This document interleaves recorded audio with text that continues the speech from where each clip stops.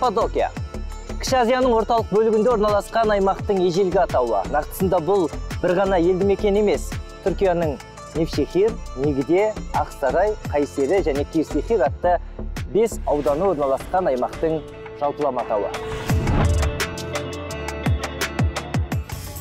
Біздің дәуірімізге дейінгі екінші мыңжылдықтың басына жататын өңір. Ежелден-ақ өркениеттің ошағына айналды. Өзгеше өлке бір қатар мәдениет өкілдерінің қазынасын қойнауына басып жатыр. Қатпарлы тарихында Хет және Парси империясының, Римдіктер мен Византиялықтардың, Селжүктер мен Осман империясының ізі бар. Каппадокия атауы парсылардың Хаспатуя, таңғажайып аттар мекен деген сөзінен алынған дейді. Әйтсе де өлкетанушылар тағы да бірнеше нұсқаны ұсынып жүр.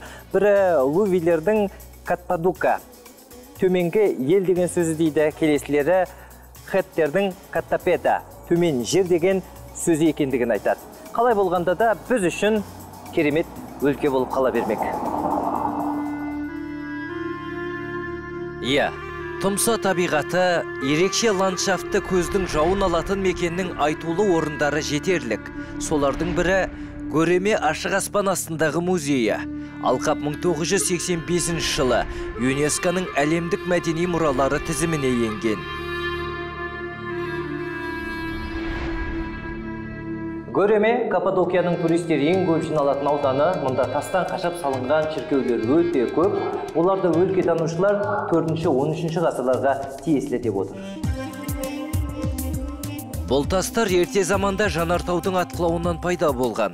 Тез үгітіледі. Сондықтан да адам қолымен жасалған жасанды үңгірлер қаптап тұр. Негізінен оның бәрі дерлік діни рәсімдер үшін қолданылған. Göreме ашық аспан астындағы музейінің діни және сәулет өнері тұрғысынан маңызы аса зор. Археологиялық алаңдағы ірілі ұсақты шіркеулердің барлығы да үлкен бір монастыр кешенін құрайды. Аралауға болатын 11 шіркеу мен асханадан бөлек тағы да 18 шіркеу бар. Дегенмен де кез келген сәтте құлау қаупі болғандықтан олардың есігі жабылған. Мамандар рухани орындарды архитектурасы мен кезеңдеріне қарай бағаналы шіркеулер және жыланды шіркеулер деп екіге бөледі.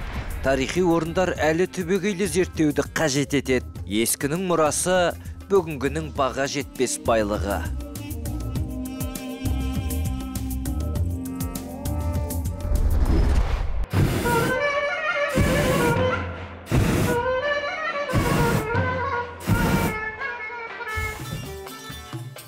Біз Анадолу еліне қадам басқанда мұнда дәстүрлі той өтіп жатыр екен. Қонақ келсе құт келеді деп, бізді де қуанышты бөлісуге шақырды. Жыл сайын қыркүйек айында Каппадокияда жүзім фестивалі аталып өтеді. Бұл мерекенің 50 жылдық тарихы бар. Өйткені өңір негізінен жүзім шаруашылығымен айналысады. Сондықтан да дастархандағы басты астың бірі жүзім болып есептеледі. Kıymetli örgütlü dostlarım. Іс-шара барысында ұлттық ойындар мен дәстүрлі ән билерге баса мән беріледі. Сондай-ақ кез келген тұрғынның, тіпті туристердің жүзім алқабына барып, шаруаларға қолғабыс етуге мүмкіндігі бар. Yarışmacımız kazanacak. Evet, akmaya başladı. Yunanistan, Kuzey Kıbrıs Cumhuriyeti ve Türkiye yarışıyor. İlk hunini dolduran, üzüm suyunu dolduran... Жүзімді қазір қабымен қойып, езіп, шырын алуға талас болып жатыр. Кім мынандай әдісті бірінші езіп шырынға толтырса, онда жеңімпаз анықталады деген сөз. Бірінші болып, мінекей арғы шеттегі Қаншайым жеңіске жетті.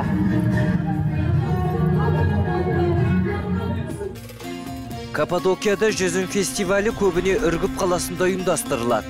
Негізгі мақсаты жемістің түрлі сорттарын таныстыру және саудасын қыздыра түсу. Köpek köyünden Hasan Hüseyin Özen'i alkışlarla sahneye Salamatsız be. Kay. Жүзім қаншадан? 15. Қайсысы? Мынау қаншадан? Birinci olan isim. 15 lira. 15 lira. 15 lira. Мінекей, қазір жүзім саудасы да қызып жатыр фестивальдің аясында. Керемет. Дәмін татып көрсе бола ма? Tarım Orman Müdürlüğü oluşturulan jüri tarafından salkım büyüklüğü... Әрқайсының дәмі әртүрлі, өйткені түрлі шаруашылықта өсіріледі. Görünüş, tane iriliği... Мынау не? Юзум? Beyefendiyle sahneye davet ediyoruz. Buyurun efendim. Бақыласаңыздар, бұл жақта жүзімді әртүрлі мақсатта қолданады. Дәл қазір мына көріп тұрғандарыңыздың ішіне жүзім салынған екен. Керемет емес пе? Шұжық сияқты. Біздің жақта жылқының етіне жаңағы шұжық жасайтын болса, бұл жақта жүзімнен шұжық жасайды. Bu da altın kategoride değerlendirir. Туристік қала болған соң, мұнда жергілікті тұрғындармен тез тіл табысасыз. Қонақжай, ақ көңіл. Көмек қолын созуға дайын тұрады. Түсінбегеніңді ыммен болса да ұғындырады. Сырттан келушілер өте көп. Барлығы тату тәтті тіршілік етіп жатыр. Достық пен мейірім қаласы емей немене.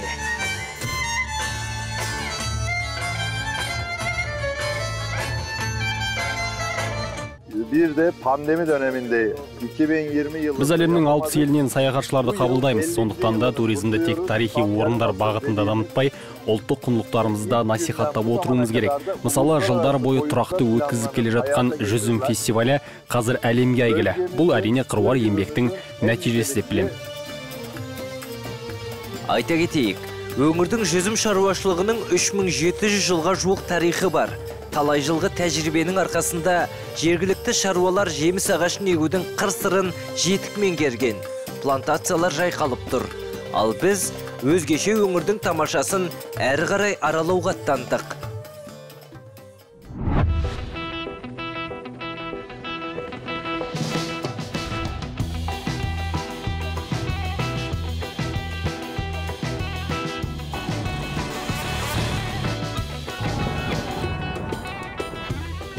Біз қазір Ортақисар ауылындамыз. Өзге елді мекендерге қарағанда мұнда туристер аз келеді.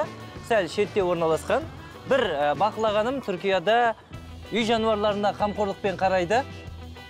Көшеде емін-еркін ит та, мысық та жүре береді. Және де қызығы сонда бұларда сол мейірімді сезетін сияқты. Өйткені танымаса да, күнде көріп жүрмесе де, бізге еркелеп, не бір сез көрсетуді, не бір үруді білмейді. Иә, бұл жер жергілікті салты мен ғұрпын сол қалпында сақтап қалған қазыналы мекен. Ескі ауыл өмірінің қаймағы бұзылмаған. Ортақисардың ғимараттары да орта ғасырдың архитектурасына ұқсас. Бүгін мен өткен кезеңдердің таразысын тең ұстап тұр өйткені.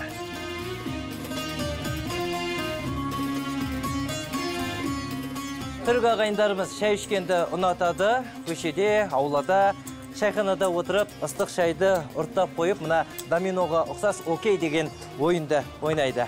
Ассаламағалейкум. Aleykümselam. Merhaba, hoş geldin. Рахмет, қош көрдік. Окей?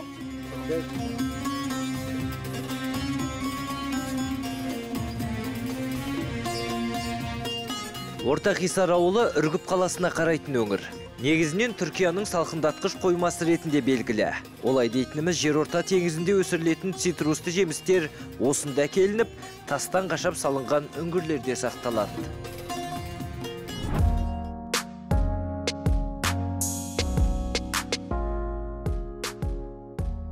Әйткенменде бұл аймақтың бренді әуе шарлары десем қателеспеспін. Таң ғажайып табиғатынан бөлек. Осы бір экстремге толы жер келушілер үшін естен кетпес адреналин сыйлайды.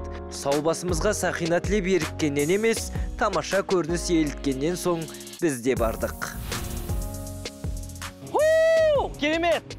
Бір мезетте осыншама әуе шарының аспанға көтерілгенін қайдан көруге болады? Әрине Каппадокияда. Бұл жақта әуе шарлары жыл 12 ай бойы ұша береді. Ол үшін әрине ауа райы жауын-шашынсыз, тұмансыз, қолайлы болуы керек. Ең бастысы желдің жылдамдығы секундына 10 метрден аспауы шарт. Мынандай себептерге 12, кейбір үлкендеріне 32 адамға дейін сыйып кетеді. Кеттік биіктікті бірге бағындырайық. Әуе шарларын таң қылаң бере үрлей бастайды. Себебі осы кезде жел қатты жүйткімейді. Сондықтан да елең алаңнан ұйқыдан тұруға әзір болыңыз. Белгіленген уақыттан сәл кешіксеңіз, көктегі кемеге жерден қол бұлғап шығарып салуға тура келеді.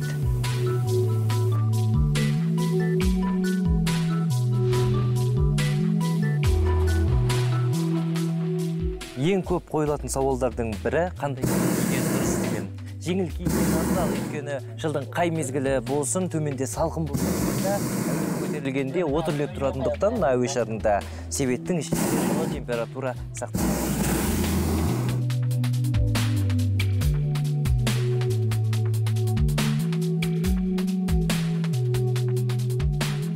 Қалған әсерімізді сөзбен айтып жеткізу мүмкін емес, тек қана мұны көзбен көру керек. Ғажап.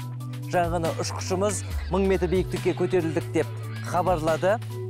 Қараңызшы, мына әуе шарларының барлығында көзге көрінбейтін жіппен аспанға іліп қойған сияқты. Әуе шары кейде 1,5 сағат бойы көкте қалықтап жүреді. Ұшқыш шебер болса, жартастардың арасына да, құс ұшар биіктікке де апарып, өзге ғаламшарға ұқсас өлкені армансыз аралатады. Пилот әуе шарын басқаруға лицензия алу үшін кем дегенде 100 сағат ұшып жаттығуы тиіс. Ол үшін бірнеше жыл кәсіби ұшқыштың қасында жүріп тәжірибе жинайды. Содан соң ғана жауапты қызметке кіріседі. Tehlikeli değil. İlk uçuş olarak 105 balon kalkar, ikinci olarak... Бүгін 105 әуе шары көкке көтерілді. Көбіне бір-біріне соқтығысып қалмай ма деп сұрап жатады. Жоқ, оның барлығы бақылауда. Мемлекеттік азаматтық авиация қызметі жағдайды хабарлап, қашықтығымыз жайлы мәлімет беріп отырады. Жалпы бізге рұқсат етілген максималды биіктік 1400 метр. Әуе шарының өзге транспорттан басты айырмашылығы, оның қозғалу бағытын басқару мүмкін емес, яғни толықтай желдің жетегінде кетесіз. Ертегідегі қаңбақ шалдай ұшарыңды жел, қонарыңды сай біліп, сайран салып жүргенің дейміз бе?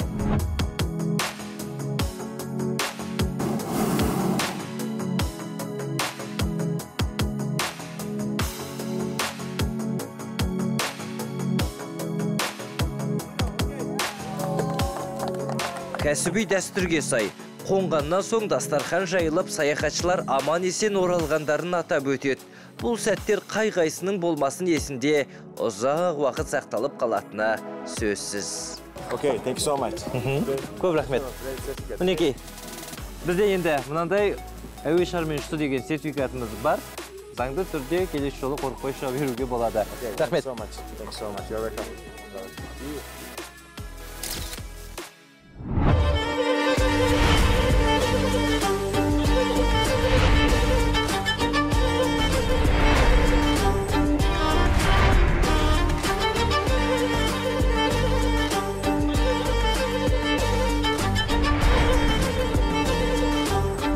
Қаймақлы, Каппадокия өңіріндегі ең үлкен жерасты қалаларының бірі.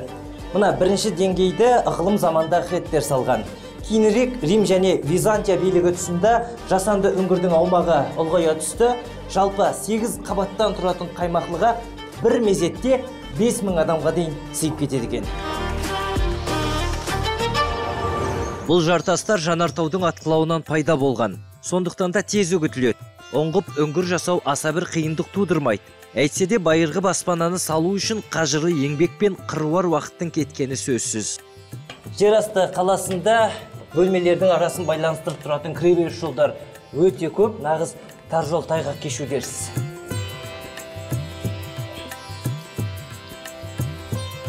Қаймақлыға сырттан дұшпан шабуыл жасаған жағдайда кірме жолдар жалпақ тастармен жабылған. Бұл тұрғындар қауіпсіздігінің кепілі еді. Өйткені оны бұзып кіру оңайға соқпайтын. Айта кетейік, Каппадокияның кейбір жерасты қалаларында диаметрі 2 метр, салмағы 4 тоннаға жуық тас қақпалар кездеседі.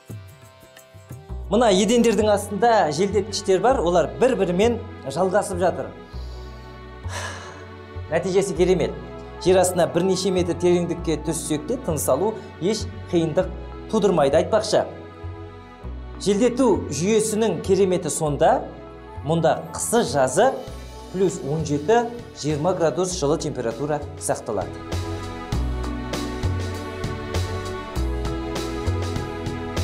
Жасанды үңгірлерде жатын бөлмеден бөлек ас үй, сусындар сақтайтын жертөлелер, азық-түлік қоймалары, тіпті үй жануарларына арналған тұрақтар да бар.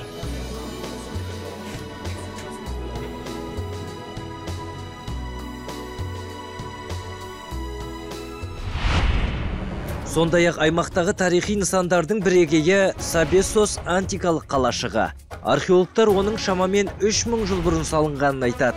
Көне өркениеттің жұрнағы өткен дәуірлердің құпиясынан сыр шертеді. Мына жерде көне грек храмы жатыр. Сол дәуірге тиесілі ою-өрнектерге дейін жақсы сақталған. Қазба жұмыстары әлі жалғасуда. Өңірге христиандар қоныс аударып келгеннен соң бұл нысандар бұзылып, шіркеулер тұрғызыла бастаған. Сабесос қалашығында бұрынғы моншаның орны мен жиналысқа арналған арнайы бөлмелер бар. Тіпті едендегі түрлі түсті суреттер де сол қалпында сақталған. Бұл орындардың қай-қайсысы болмасын әлі терең зерттеуді қажет етеді. Жұмбағының шешімі болашақтың еншісінде.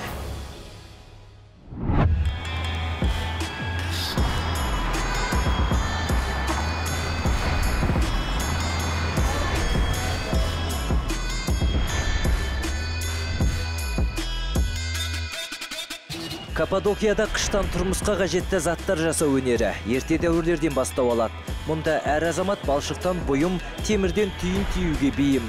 Өйткені ол пайданың көзі ғана емес, түп тамырында ғұрыптық сипатта бар. Түрк тілінде айтқанда шекерік деп айтылады, яғни қат салатын ыдыс. Бұны жасаудың да өзінде бір дәстүрлік астары бар. Мысалы, тұрмысқа шығатын қыздың әкесі мынандай қақпақты жасап жігітке береді. Ал жігіт дәл осындай астында ыдысын жасау керек. Егер де қақпақпен мына ыдыс сайма-сай келіп, қақпақ яғни дұрыс жабылса, сонда ғана қыздың әкесі батасын беріп, жігітке қызын аманаттайды, яғни тұрмысқа береді. Ал егер де қақпақ сай келмесе, өкінішке қарай жігіт ол қызға үйлене алмайды. Бұйымдарды әрлеген әрбір бояудың өзіндік мағынасы бар. Тіпті хас шеберлер қышқа түсірген суреттер арқылы белгілі бір оқиғаны баяндап береді. Сонымен қоса ерте дәуірлерде кейбір шектеулер де болды. Мысалы, мұнда Осман империясы тұсында адамның сұлбасын бейнелеуге тыйым салыныпты. Бұл Селчук дизайн дейді. Селчук дизайн это 11 ғасыр, олардың цветтері, түстері именно ақ пен көк болған. Ақ пен көк болған кезде олардың формалары, получается, геометрический формамен жұлдыздарға ұқсайтын болған. Ал бұл именно изник дейді. Изник это разницасы, получается, айырмашылығы, бұлардың геометрический формалары кішкене былай жұмсақтау болған. И плюс огурецке ұқсайды дейді, қиярға ұқсайды дейді, кейбіреулері солай елестетеді. Бұлар 11 ғасыр. Бұл біздің шежіреге кішкене ұқсап келеді. Түбі именно корень махаббат. Әкесі, шешесі, одан каждый цветочек олардан таралған бала шағалары. Шежіреге біздікіне ұқсайды, әр бұтақтары. Шеберлер ыдыстың нобайы дайын болғанда оны 900 градуста 12 сағат бойы қыздырады. Бұл қыштың ширай түсуіне сеп. Одан кейінгі процестерде қанық түске боялып, түрлі сурет салынады. Содан соң тағы да 2 тәулік 1040 градуста күйдіріледі. Міне осындай күрделі жұмыстардан кейін тұрмысқа қолдануға жарамды ыдыс аяқ дайын болады. Менің ыдыс аяқты түрлі түске бояп, әрлеп жүргеніме 28 жыл болды. Оларды бір-біріне ұқсатпауға тырысамын. Әр ыдысты толық жасап шығу үшін шамамен 1 ай уақыт кетеді. Жалпы қыш ыдыстарға көбіне хетиттер кезеңінің тәсілінде сурет саламын. Хетиттер заманында қыш ыдысқа сурет салу өнері керемет дамыған. Оны археологиялық қазба жұмыстары барысында табылған жәдігерлер дәлелдеп отыр. Дегенмен де, ол кезеңде бояудың түр-түрі болған жоқ. Тек қыштан жасалғандықтан барлығы қызғылт түсті еді. Осман империясы тұсында бұл өнер одан әрі жетілдірілді. Қанық түсті реңктер пайда бола бастады. Айта кетейік, қыш ыдысқа қажетті материал осы аймақтағы Қызыл өзенінен алынады. Шеберлердің айтуынша бұған негізінен ақ және қызыл топырақ қана жарамды көрінеді. Айырмашылығы түсінен бөлек ақ құмнан жасалған ыдыстардың салмағы жеңілірек. Оларға ұнтақталған кварц тастар қосылады. Нәтижесінде тұрмысқа қолдануға ыңғайлы, сапалы бұйым жасалып шығады.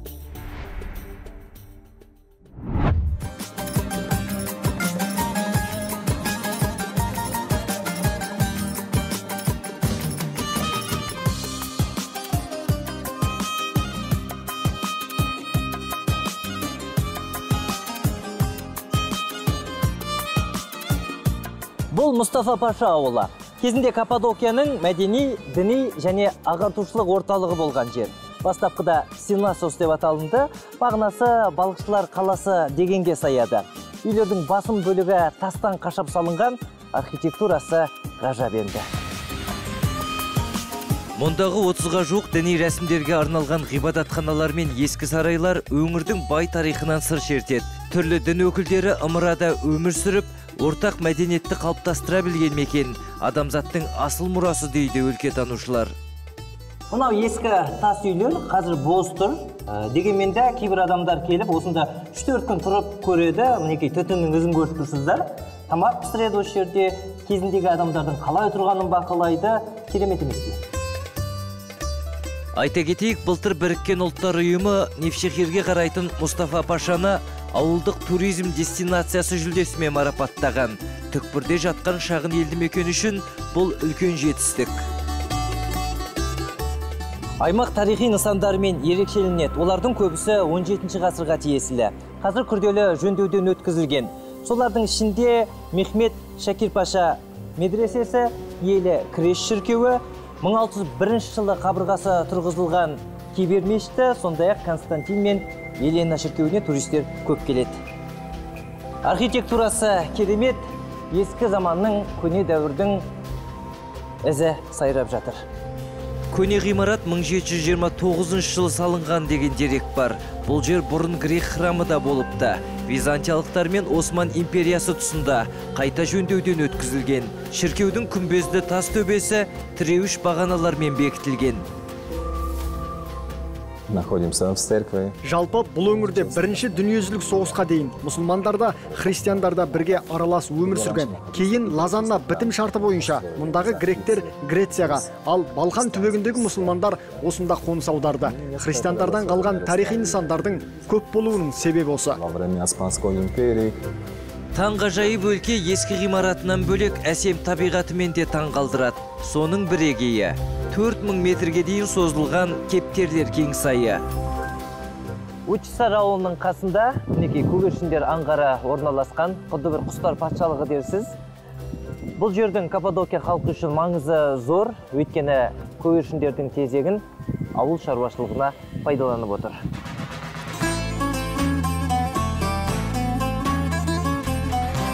Ал мына Паша балқабы үшкір-үшкір тастар арқылы танымал. Бір қарағанда адам қолымен әдейілеп жасалған ба дерсіз.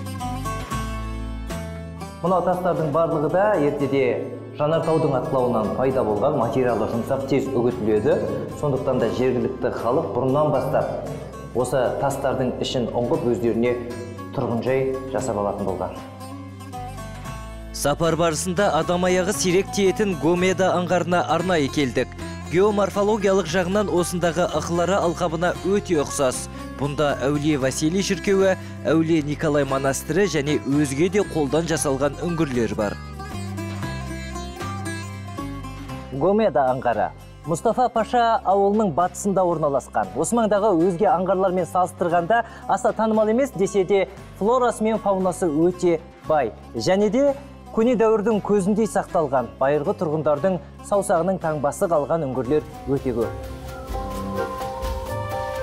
Жалпы Каппадокияда 10 түрлі өркениетке жататын 429 ресми тіркелген құрылым мен 64 қорғалатын аумақ бар. Олар мәдени және тарихи маңыздылығына сай, ЮНЕСКО-ның қорғауға алынатын аймақтарының қатарына енген.